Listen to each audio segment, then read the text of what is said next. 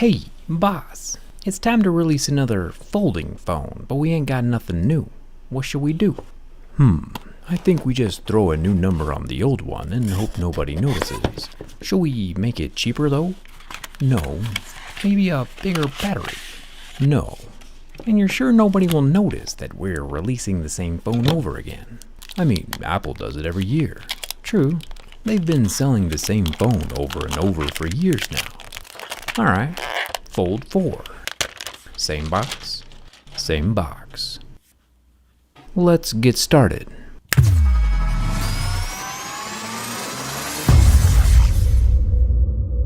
So there aren't a whole lot of changes this year with the Fold 4, externally or internally. It's got the same multitudinous smorgasbord of regulations that you have to agree to before gaining access, like the usual don't touch it too hard. But while it's mostly the same, there are a few minor perks this new Fold 4 has over the previous Fold 3, even though they are both near indistinguishable at first glance. The Fold 4 is slightly thinner, and in my particular case, slightly more glued together. That of course will be rectified all in good time. All in good time. This guy's crazy. I think we should see what he does next. Another difference is the front screen. The smaller exterior full frontal screen on the Fold 4 has 3 entire millimeters more real estate than the Fold 3. Every millimeter matters, I guess. It's not something I necessarily worry about. Corning also added the word plus to their Victus lineup of glass, giving us Gorilla Glass Victus Plus, which has a nice ring to it, even though it still scratches at a level 6 with deeper grooves at a level 7. The front 10 megapixel camera is protected by the Victus Plus, and it's all snugged up right up to the super thin earpiece slit. Now, don't get me wrong, the Fold 4 is so far ahead of any other device, technologically speaking, it doesn't really need to innovate to stay ahead in the cool phone department. Samsung is the only one realistically competing in the folding space, and they have nothing to worry about. It's like Tesla worrying about a Prius, or Michael Jordan worrying about me on the basketball court. There's no shame in the Fold 4 taking a little break this year when it's so far ahead of the competition. This guy's actually kinda nice. Interesting, it appears Apple has trained consumers to be happy about getting nothing new. On the large inner screen, the bezels are slightly smaller when compared to last year's phone, along with a slightly better hidden under-display camera. You can see the pixel density improvement on the 4 versus the 3. There's like at least 20 more pixels in there over the sensor. Nice work, Samsung. See, I told you it's a totally new phone. And if we test the hardness on the Fold 4's inner screen, we still see scratches at a level 2 with deeper grooves at a level 3. Okay, fine. Maybe some things are still a little bit the same. Making our way over to the side, Samsung is using the Armor aluminum again, which is metal.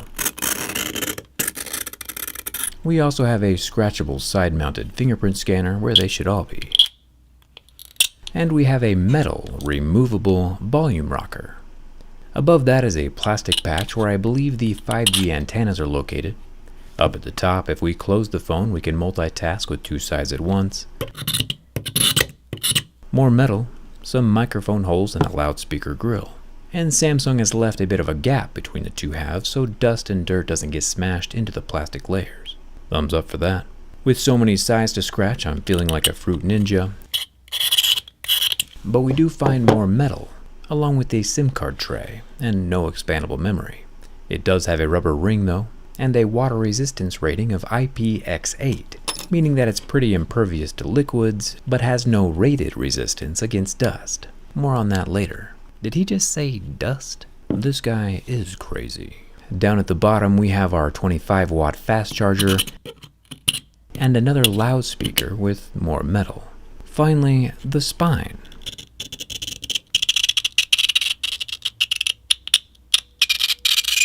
Metal, with the very familiar recessed and inlaid Samsung lettering that we saw on the hinge last year. Moving around to the triple camera setup, it's time to see what materials we have back here. Just kidding, I swapped the phone to last year's Fold 3 and you didn't even notice. Is he making fun of us? I think he is. We have a new 50 megapixel camera, which is cool, and then a 10 megapixel telephoto, and a 12 megapixel ultra wide. A decent trifecta, all protected with glass, and as you can tell, a metal camera housing. There is a matte glass finish on the rest of the back panel. Personally, I'm a pretty big fan of the matte glass aesthetic. Samsung did warn us at the beginning, before even getting to the operating system, to avoid dust. Samsung also left dust out of their ingress protection rating, so it's time we see what actually happens when dust does come in contact with the Fold 4. This is the same batch of dust that I used on previous generations of the Flip and Fold lineups, so it should be a fair test across the board. Does he recycle the dirt? Someone really needs to stop this man. Now that the phone's dirtier than a politician stealing classified documents, it's time to see how much dust ends up inside the gears of the phone. It should be fairly audible. Gears never sound real good with contaminants. I don't notice any grinding. I do notice, however, that my dust appears to be metallic, since it's congregating at little dots along both edges of the phone, and these same locations are then able to magnetically hold my metal tweezers. Very interesting. I don't hear any grating sounds yet. Let's add some more dirt for good measure, specifically along the spine. And I do have to say, the phone still sounds super good. The only crunch I hear is from the dust being pinched between the two halves as the big screen opens. But nothing is actually inside of the phone or the hinge. Nice work again, Samsung. As far as the fingerprint scanner goes, I was able to read and set my dusty fingerprint, which is nice. And after some extra damage with my razor blade, it does appear to still be working and still be extremely fast. This is where every fingerprint scanner should be located, in my opinion. Now for the burn test.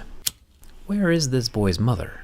We already established that the inner foldable 7.6-inch screen is made from a super thin plastic, and in just about 10 seconds we see the pixels go completely black and a bit green, and never recover.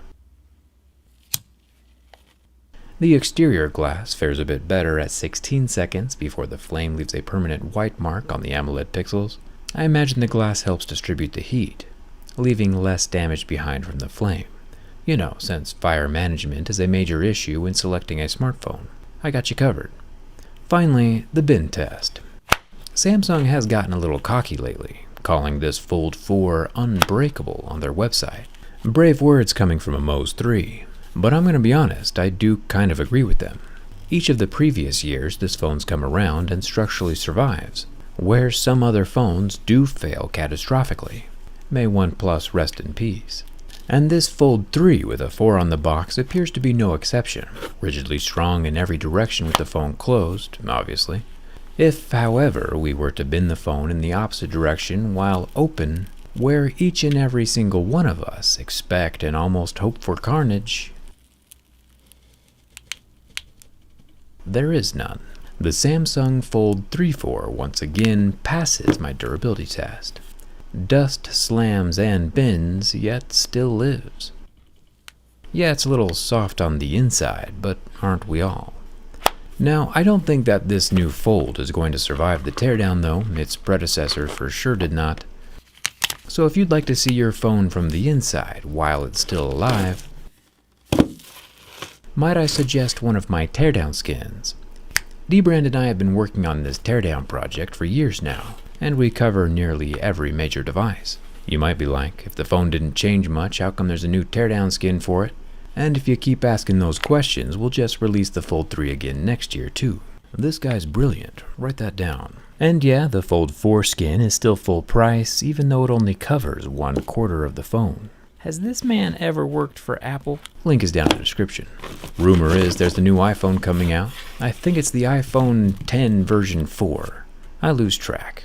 Either way, I'm already sharpening my razor blades, which are also right down there in the description next to my teardown skin. Hit that subscribe button if you haven't already. Come hang out with me on Instagram and Twitter. And thanks a ton for watching. I'll see you around.